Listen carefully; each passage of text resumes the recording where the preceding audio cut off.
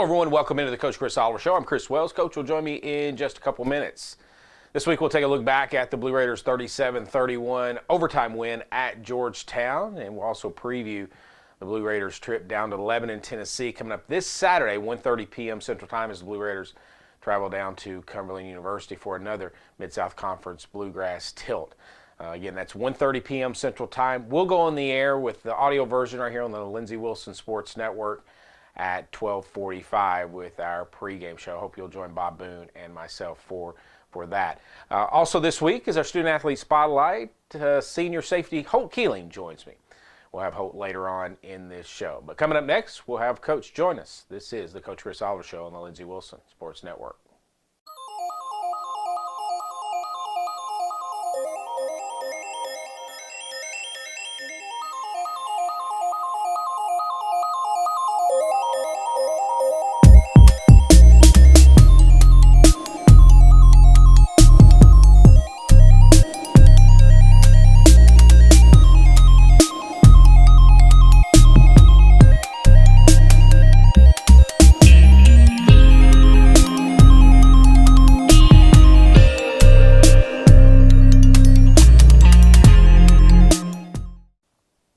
Welcome back to the Coach Chris Oliver Show. Coach now joins me, and Coach, that was a playoff atmosphere on the field up at Toyota Stadium last Saturday. Yeah, for sure. Obviously, it was a very exciting game, but two really good football teams, and you know the videos show that as well.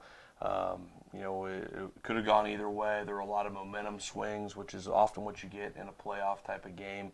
You know, just those momentum swings back and forth, where you have to handle success and come back, and then handle adversity. And you know, both teams at certain points in the game felt like it was kind of in control for them, you know, and we played great in the first half. I mean, certainly did some great things in the second half as well, but you know, then in the fourth quarter when it was tied and they had the ball and we got a big stop there and it looked like it wasn't going to go our way for a little bit. Just a lot of momentum swings. You're exactly right. It had that playoff type of atmosphere, and I think that's a really good experience for our guys to be in that type of game, and hopefully that can allow us to continue to grow from being exposed to that type of atmosphere. I know we're only a couple weeks removed from the loss down at Presbyterian, but one of the things you said in the postgame or on this show was, you know, we'll see if this type of game pays dividends down the road.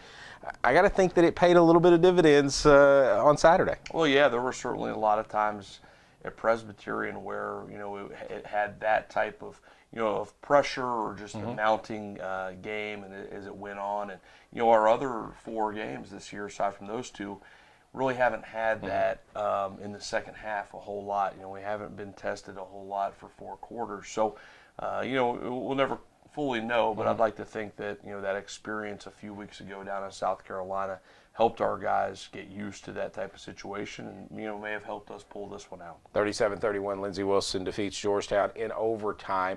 You mentioned that you played so well in that first half and really controlled the game, and yet you were only up 7 at the break. It had to be a little disappointing for the coaching staff, and yet you can't really show that disappointment because you're leading a top 15 team at their place by 7 at half. Yeah, you know, it's frustrating just because you feel like you missed some opportunities, but you walk into halftime and, you know, they got the ball first to start the game, and we're up 7 getting the ball to start the second half. Like you said, we're at their place, and they're a really good football team.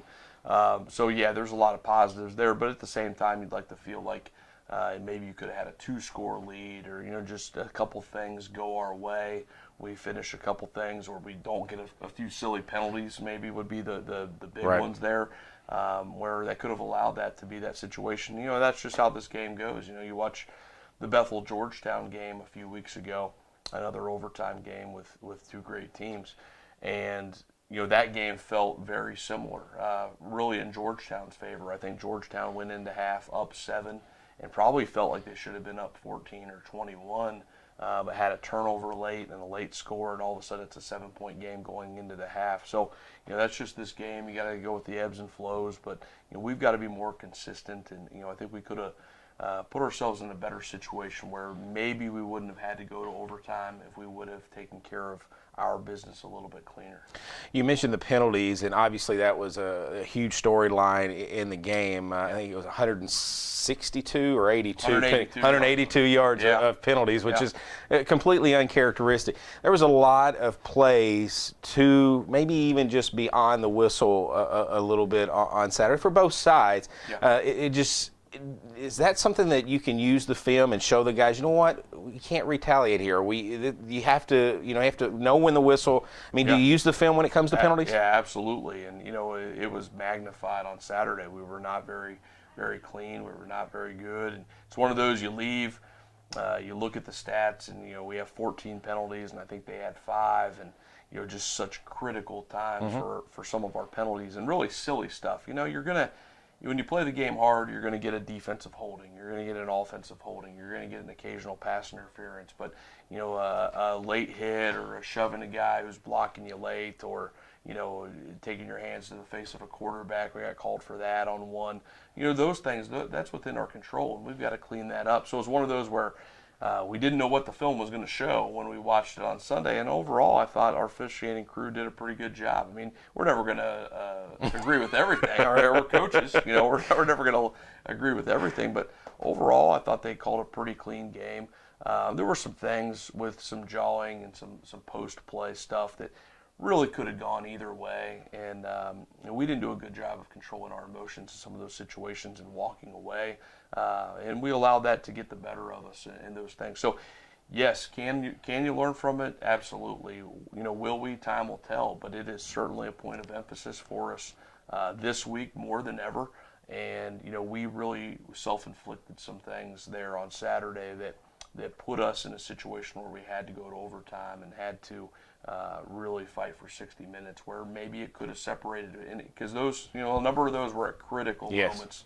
Extended plays, extended drives. Yeah, and it's just something where we have to, again, embrace all we can control is what we do. I can't control if another player hits me late. I can't control if someone's talking to us.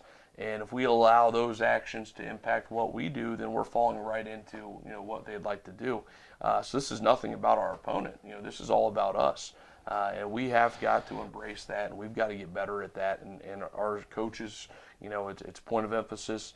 It's something we got to help our guys do, and our guys have to buy into it. And it's something we've got to get cleaned up. 37-31, Lindsey Wilson wins in overtime at Georgetown on Saturday to move to 5-1 on the season. 2-0 in the Mid-South Conference Bluegrass Division. We'll step away for a minute. We'll come back with Coach. This is the Coach Chris Oliver Show on the Lindsey Wilson Sports Network.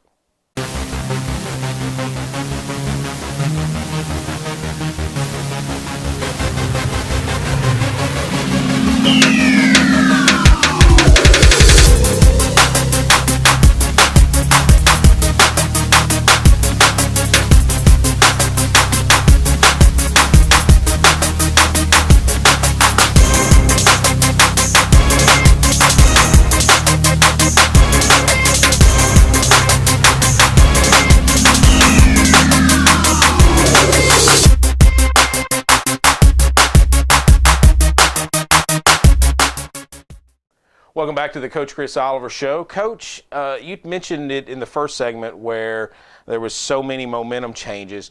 One of the things that your guys did very well on Saturday is you answered. I think of the fumble on the goal line when that could have really got you down, and Isaac Aguero with the pick six. They tie the game. Blake England with a couple big runs each time to kind of separate. It was always important to be out in front, especially on their home field. Yeah, I mean, we never led we never trailed in the game, and that was good. But certainly, Georgetown continued to come back and make those plays and keep the pressure on us, where we couldn't go out and lay an egg at any point, and stall out, and we had to continue to score or get that stop. And our guys continued to do that at the critical times. And again, you talk about going back to your first comment about the playoff atmosphere. That's the ebbs and flows of big conference championship type games and playoff type of games.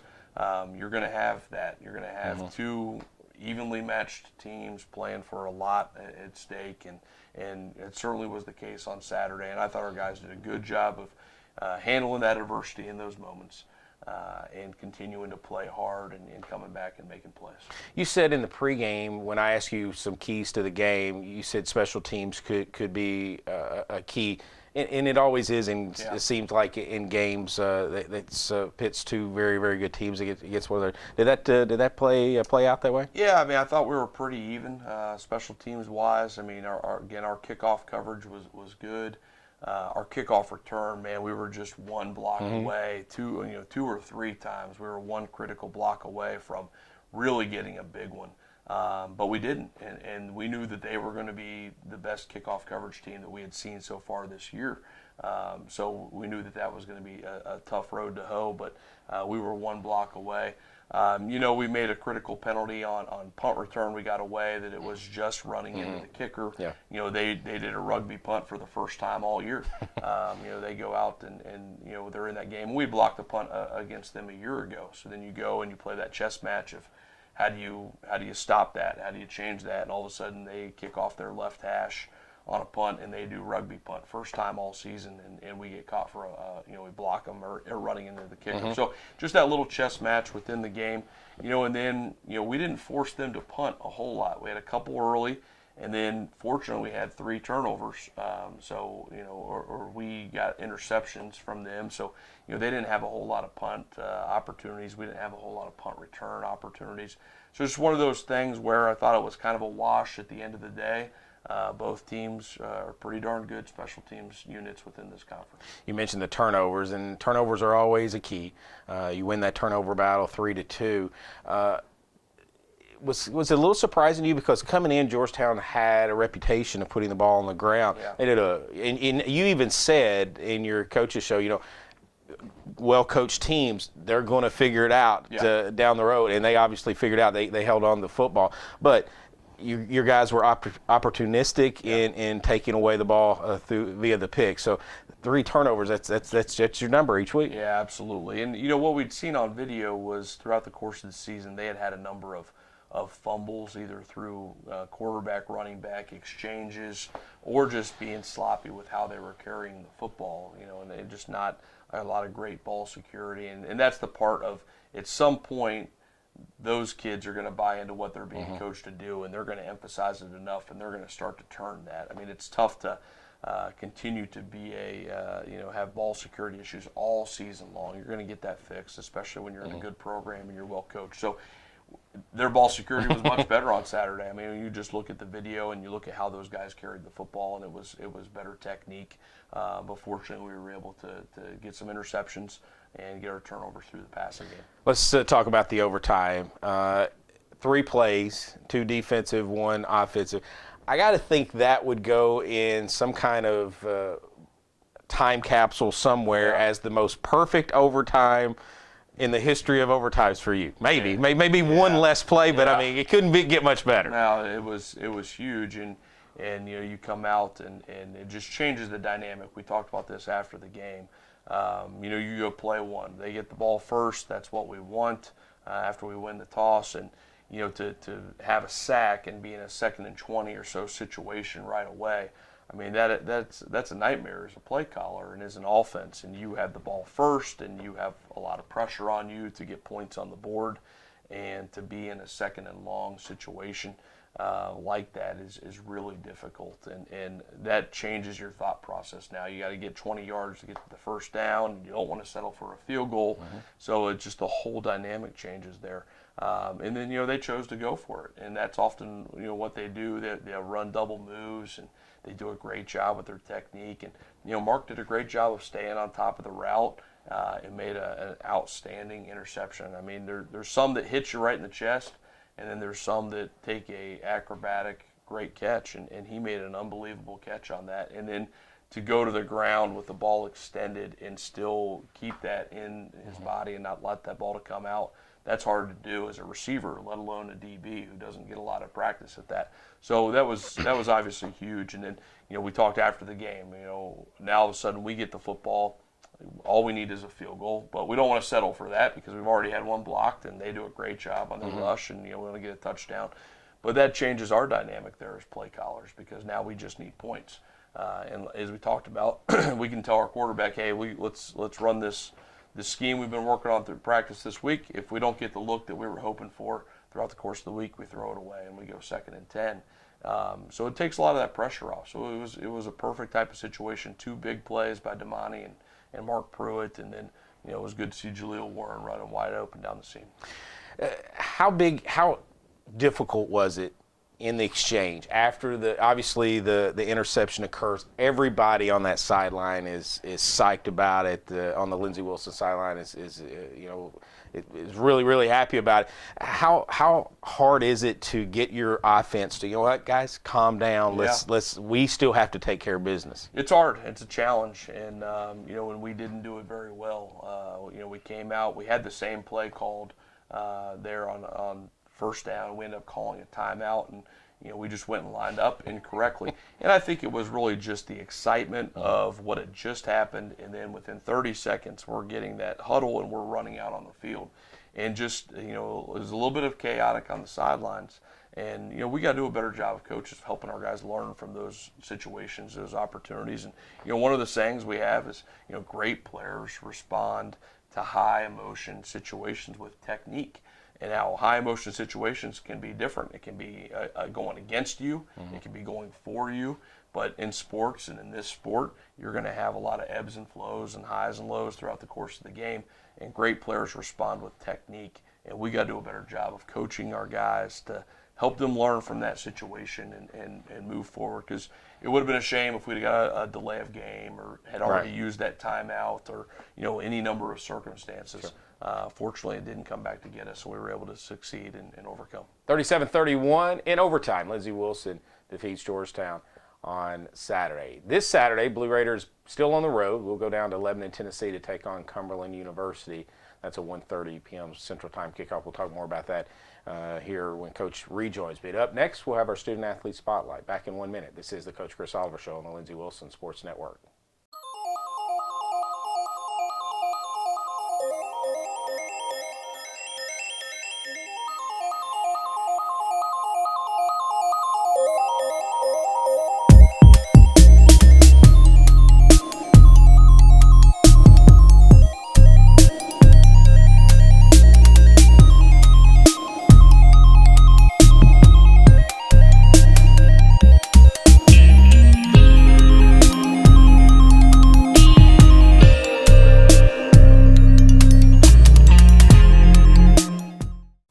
Welcome back to the Coach Chris Oliver Show. I'm Chris Wells. Hope Keeling joins me now, senior out of Southside, Alabama. Yes, sir. Safety. Tell me a little bit about Southside, Alabama. Well, it's not a huge town, but it's not a small one. It's a good place. It's about 5 hours from here, so it's not too far, but it's far enough away from home, so it's a good place. Tell me how you arrived. Who recruited you? How'd you come to Lindsey Wilson? Well, Coach Miller was a big influence on me early. They started sending me letters my freshman year. There was actually the first college school to ever send me a letter or anything. So Lindsey was in my eyes at a very early age. So Coach Sutton was a big influence on me as well. Saw me at camps and stuff. And all around, all the coaches were always showing me love. So I've always had an eye on Lindsey. So you're a safety. Yes, sir. I guess talk us through what a safety. I mean, we know what a safety. The people who watch this show knows football, but when you're out on the field, what do you look for? Who you watching? And obviously it depends on what defense is called. But tell me what you're looking for when you're out there. The first thing is definitely the strong side of the ball. We definitely don't want to mess that up. So after that, I'm gonna look for the personnel wise, certain receivers, but running backs for a certain side.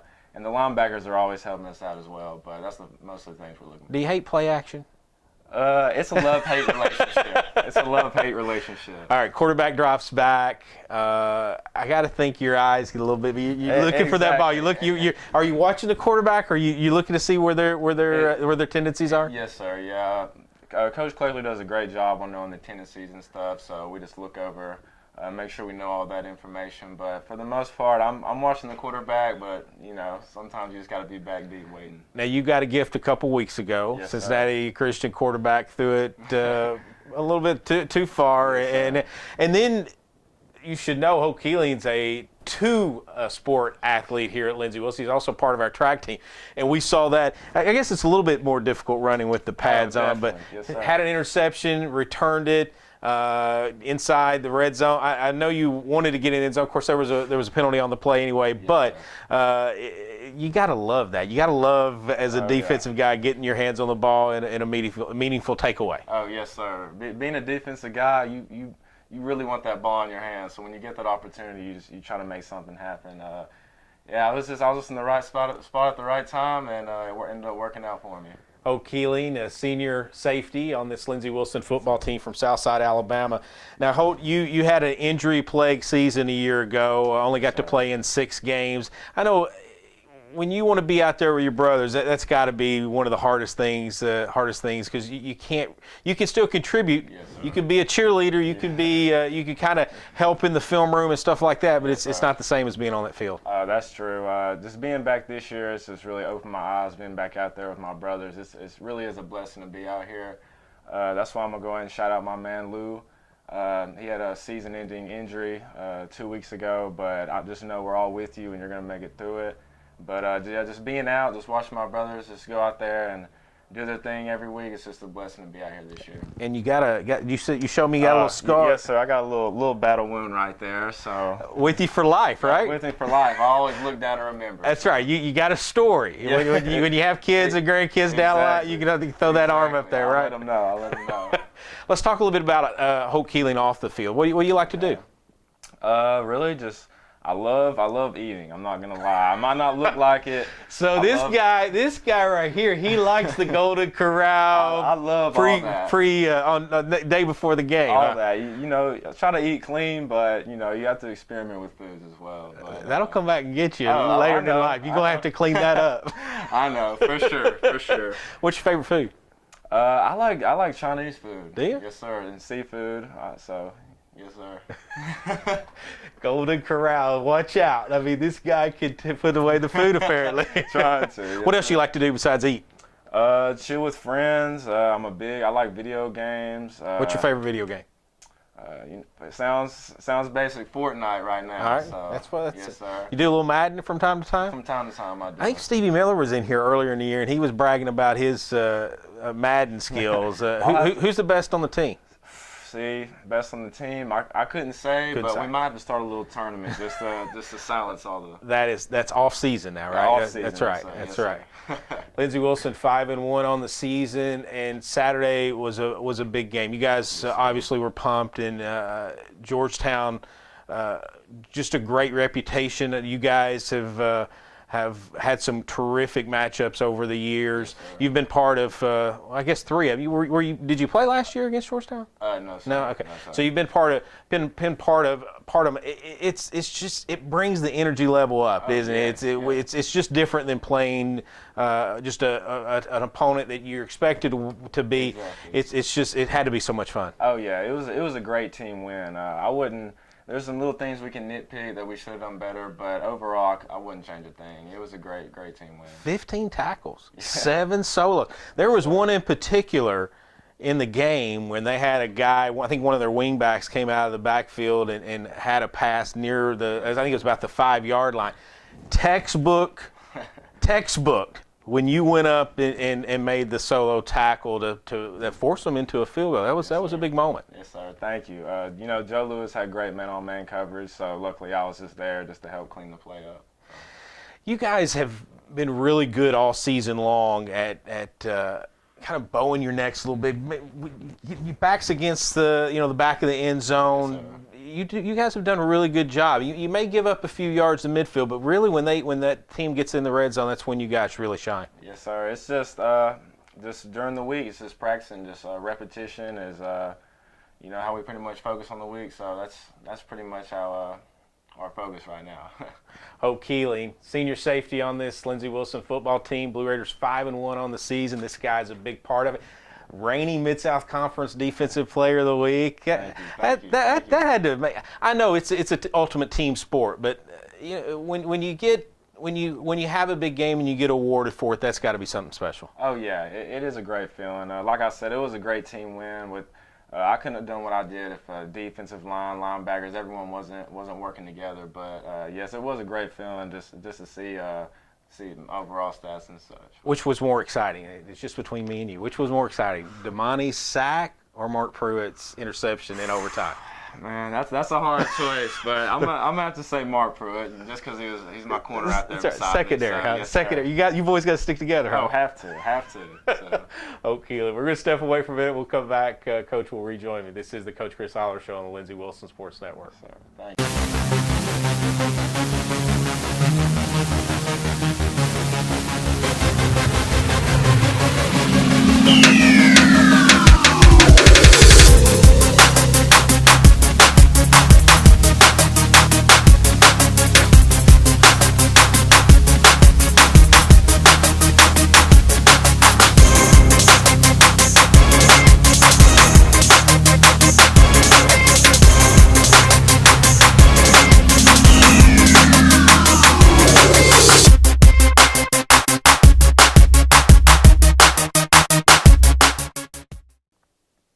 Welcome back to the Coach Chris Aller Show. Coach rejoins me now. Holt Keeling, another one of those, kind of like Michael DeLeon. We talked about how he built his way up to the player that he is. Coming in, a lot of these players come in and they don't see time right away. And sometimes that's difficult for guys who are stars on their high school team. They got to pay their dues a little bit. Holt's certainly done that, and obviously he's having a terrific season. Yeah, for sure. I mean, Holt's a guy that has always had another really good group of safeties in front of him, just a year older and here and there, and Tony Brackens and those types of guys. And, Holt came in and played a little bit early, was a role player, and then just has developed, into more and more of a bigger piece of the puzzle for us on defense. And, has had a couple injuries. All of a sudden he's working into a starting role, and then he has an injury a couple years ago, just some freak type things. But he just continues to stay with it and has worked hard. He's having a great season. We're fortunate to have him. Our track program's fortunate to have him. He's a great, just great overall athlete and a great young man. Had his best game maybe of his career. Yeah. 7 solo tackles on Saturday against Georgetown, 15 total. I mean, that's getting it done. Yeah, he had a great game, and he can really run. He's a great tackler, and he's a student of the game. Really puts in the time off the field to study what's going on and make sure he's prepared going into Saturday. And, he just played outstanding on Saturday. It was a big part of us getting the win. Yeah, there was one play in particular, and Bob commented on it. I don't remember what juncture of the game it was, but I know it was in the second half. And they had a guy come across the middle. They were in the red zone. And Holt, it was right before their field goal, actually. Holt came up and made a textbook tackle. I mean, exactly how you would. He was one-on-one with one of their wing backs and made just a terrific play and forced them into a field goal instead of a touchdown. Each week we have our Players of the Week. I want to mention before Coach goes into his that we had 2 conference Players of the Week this week. Blake Ingleton with his 190 yards of rushing and 2 touchdowns was the Offensive Player of the Week. Holt Keeling, as we just mentioned, was the Defensive Player of the Week this week with those 15 tackles. Also had a pass breakup in the game over Georgetown. This was a difficult week. I mean, you could have picked a number of people on that defense. Trent Mueller had 16 tackles. You had Damani Jenkins with 2 sacks. You had Mark Pruitt with that big interception. So congratulations to Holt, because any of those guys could have also won the Conference Player of the Week as well. It's hard. I'm sure hard to nominate anybody in that group and to pick just one. That's a tough deal when we got multiple guys that played so well. It's a good thing, though. Absolutely. Sure. Let's go through our Players of the Week. Yeah, our Players of the Week internally. I mean, obviously on defense, Holt Keeling was ours as well. And again, we had that same type of thought process, and just he played the most consistent game, and in addition had the stats. Offensively, Blake Ingleton, no surprise, but also Scotty Krantz. We thought Scotty blocked outstanding. Throughout the course of the game. Tight ends, you don't always show up in the stats. What's going on. Some games you have 3, 4, 5 catches. Some games you have none. It's just one of those positions where, depending on game to game, but Scotty had a great game. He blocked so well on that 90-yard run. That's right. Scotty had an unbelievable block there on their inside linebacker as he filled and did a great job. Special teams, Jared Doherty. We thought Jared played very well on Saturday. Prep offense, Shamar Bryant and Kobe Belcher, a couple guys whose names we've called a number of times this year, which is great. Prep defense, Tyler Tolbert Lucas Ellison, Deontay Burt, and Ben Kalu. A lot of guys getting it done this week. And prep special teams, Jordan Boyd, Jalen Rogers, and Daniel Mantell. And I think this past week, more than any so far this year, our guys really got in and really studied our opponent more than usual, just because of some of the unusual looks that Georgetown gives you. And it takes that extra preparation for our guys, and they did a great job of it. Big plays, we had a number of them, obviously. Damani Jenkins, 2 sacks, first drive of the game, and then obviously the first play of overtime, 2 just absolutely huge plays. Isaac Aguero for the interception and the return touchdown. Stevie Miller for an acrobatic interception. I caught him after the game. I said, "Didn't know you had the hands there." And he said, "Oh, come on, coach." But it was a great interception. And I busted on him a little bit after the game. I congratulated him on I said, "But you got to take a better path of that 2-point conversion." And he said, "I got you. Great acrobatic catch." And Mark Pruitt as well for that interception. The tackle you just talked about from Holt Keeling that forced a field goal. That was a big play. We had one guy running, it broken open in coverage, and probably would have been a touchdown if Holt doesn't make that, and that forced the field goal attempt. Stevie Miller for a fumble recovery on our first punt return. We would have kept the ball anyway because there was a 15-yard face mask, but still a big play right there. Jared Doherty for the 47-yard field goal. Their big kick. Cameron Dukes to Cam White on the first play of the game. It was one that we obviously drew up and scripted, and those guys went out and executed great protection as well. Blake Ingleton on the 90-yard run, as well as Marcus Butler and Scotty Krantz for 2 big blocks. Great blocks on that play. Blake Ingleton on the other 55 or whatever that yard run that was. Great run. That was also well blocked. Jalen Boyd had a screen on 3rd and 15 late in the game. That continued a 2-minute drive for us, at least gave us an opportunity to get to that kick. Really well blocked, and it was a big effort by Jalen Boyd. We gave it to Jaleel Warren. We told him on Sunday, we said, you were wide open, but you get the big play on that one, for the touchdown. And, he said his hands were shaking when he was down in his stance. It was first catch and a great one. And then, one of the other ones that doesn't show up in the stats, very much. It's so easy to forget. Jay Godlock, after the interception late in the game that they made on a post route, Jay Godlock made a great tackle in the open field, and that forced them to have to drive, and then we got their field goal attempt that missed.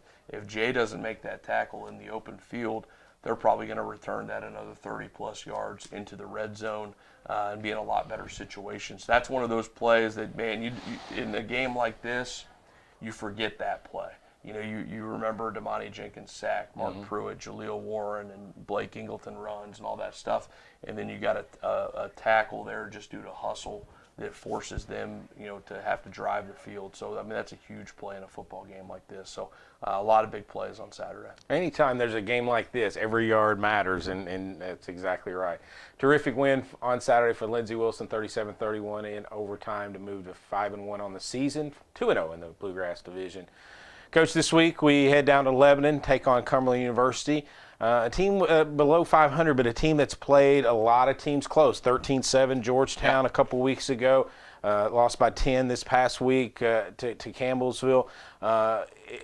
Before we talk about them, though, I want to ask you this question. It's fall break here this week, and you have to change your schedule. There's no classes going on.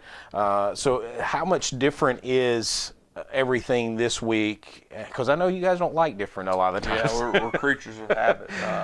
So we like to stay on as much of the same schedule as possible. And so we're practicing pretty much the same time of day, same days of the week. Just try to change things up. And then when we have fall break, it just always depends. Is it a home game or is it an away game? I think 3 years ago it happened during a bye week, so you have a completely different schedule that week. So when you have an away game, it's something where we'll have our Thursday practice, our last heavy practice of the week, and then we allow our non-travel guys to go ahead, and if they'd like to go home or have a long weekend, we'll allow those guys to do that and just have a little bit different atmosphere. But overall, we try to stay on schedule as much as possible, have the same meeting times and those things, and hopefully have a little bit extra preparation time for that opponent whenever that falls. But we try to keep it as similar to normal as possible. But that's always a challenge. Now let's talk about Cumberland. It's historically it has always been a terrific series. These two teams have matched up, even when in cases like this year where you've got a ranked team versus a team that is a little bit below 500, not ranked. It's still been a really great game, and you know what? Saturday, I wouldn't be surprised if it's another one. Yeah, absolutely. It's one of those where I don't think they would call us a natural rival, and we probably would say the same. But yet, every time we play, it is a close, dogfight. I mean, it just seems to come down to that type of game each time for whatever reason. Their kids have always played hard. They've got new coaching staff this year, but that's not going to change. You still have those same types of kids, and they're just a little inconsistent right now. As you mentioned, they took Georgetown toe-to-toe 2 weeks ago down to the wire. And then they've had some games where they haven't played great, and you go through a coaching transition and staff changes and scheme changes, and those things happen. But I can tell you that this team, when they play well, they can play with anybody in our conference. And our guys, we've got to have a great week of preparation and stay focused. I think we are. I think we'll be ready for them. I don't think we'll be looking past them for any reason. I think our guys know that this is a good football team, and this is a team that can play with anybody in our conference. Coach, thanks so much. A great win this past week. Good luck on Saturday. Thanks. That's LWC head football coach Chris Oliver. On our first long sleeve Chris Oliver show of the season, as the weather's obviously changed just a little bit here in South Central Kentucky. Want to thank Hope Keeling for joining us as our student athlete spotlight. Of course, Coach, I'm Chris Wells. This has been the Coach Chris Oliver Show on the Lindsey Wilson Sports Network.